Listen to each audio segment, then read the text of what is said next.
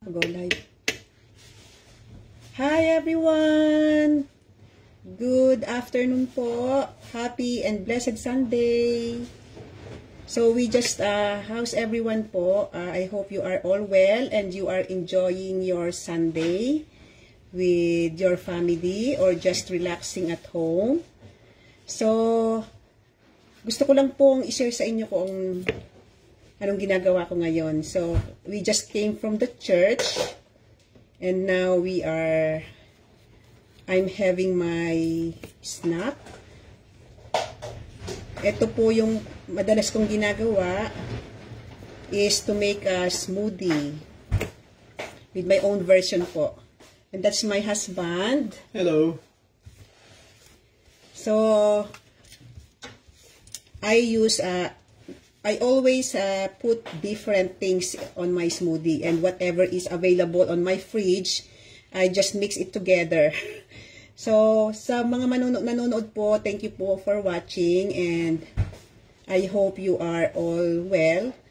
So, kindly comment below kung saan po kayo nagwa-watch para malaman ko po how global this business is or this video is. So, ito po, kung nakikita nyo po, this is a low-fat milk.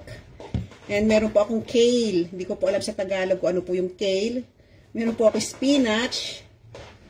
And gumamit po ako ng turmeric. And some carrot po. Ito po, ginagawa ko po siya ngayon is aking hinihiwa. Tapos po, kasi pag i-blend ko rin naman po ito, kaya it's okay na hiwain ko lang ng ganito siya. Ayan, we just came from church, kaya ngayon is I just need my snack. Ayan po, medyo puno na nga. So, pero po, gusto ko rin ng avocado. It's good fat. Isa lang po. Masama naman yung sobrang fatty sa katawan.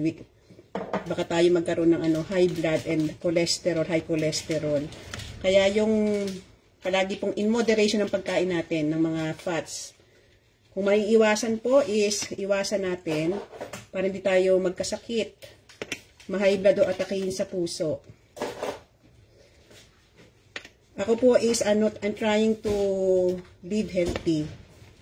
Mahirap po kasi nagkakasakit dahil alam nyo na.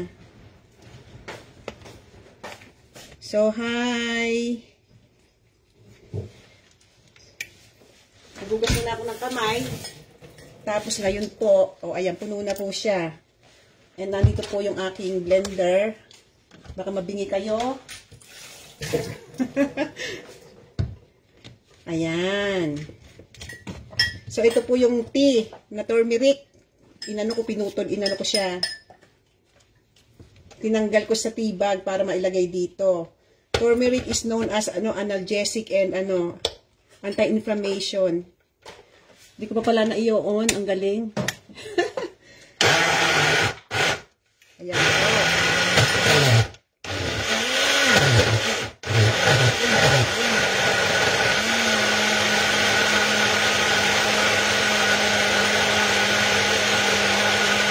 Konti lang.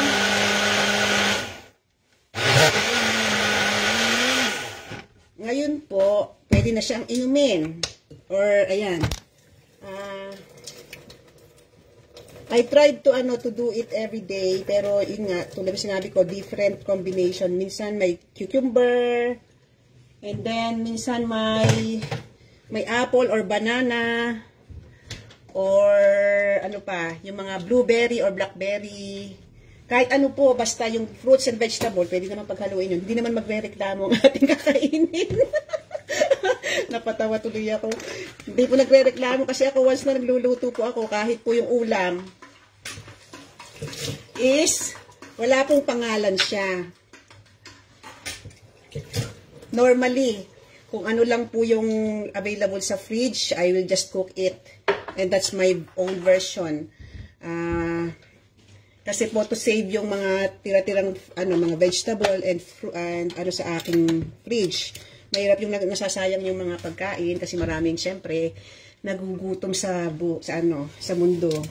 So, we just need to make sure na walang nasasayang. And lumaki po akong ganon. Na kinakailangan lahat is nako-consume. Ayun po. Hi! Ate Bebe and Gigs. Belated happy birthday! Ang sarap.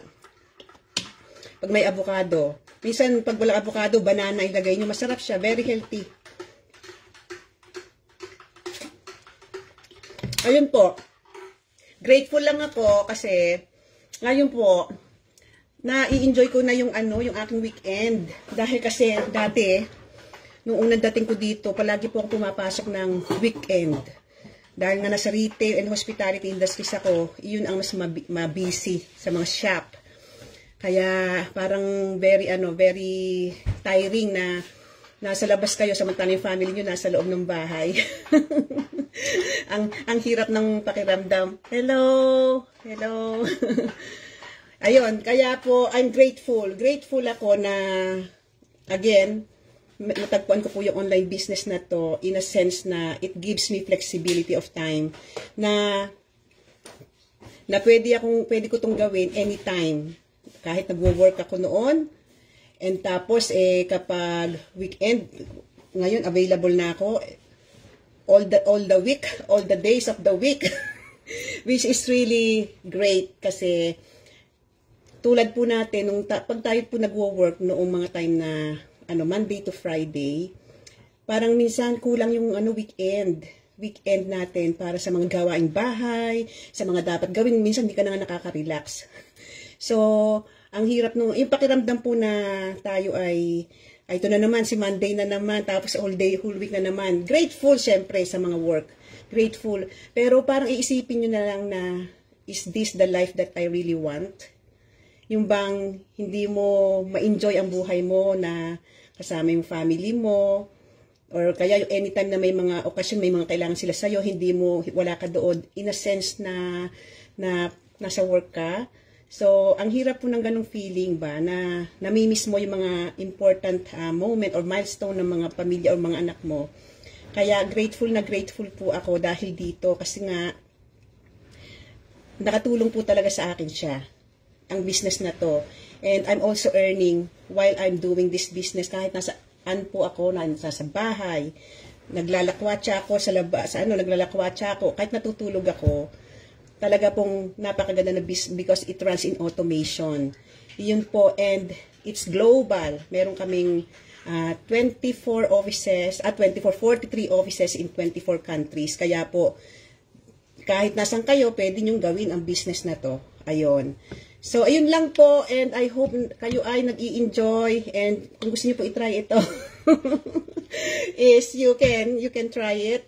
Masarap po siya. Sa aking panlasa, syempre, iba't iba po ang ating panlasa. Kasi ako po, very, very bland ang panlasa ko. Hindi ko po gusto yung maalat. Hindi ko po gusto yung matamis. Gusto ko yung normal lang po. Ayun. So, ayun nga.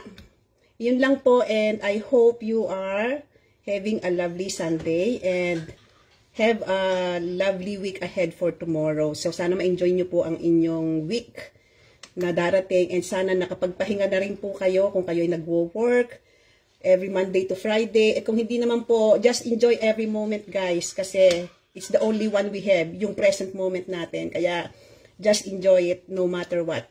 Okay, guys, thanks for watching. Bye. God bless you all.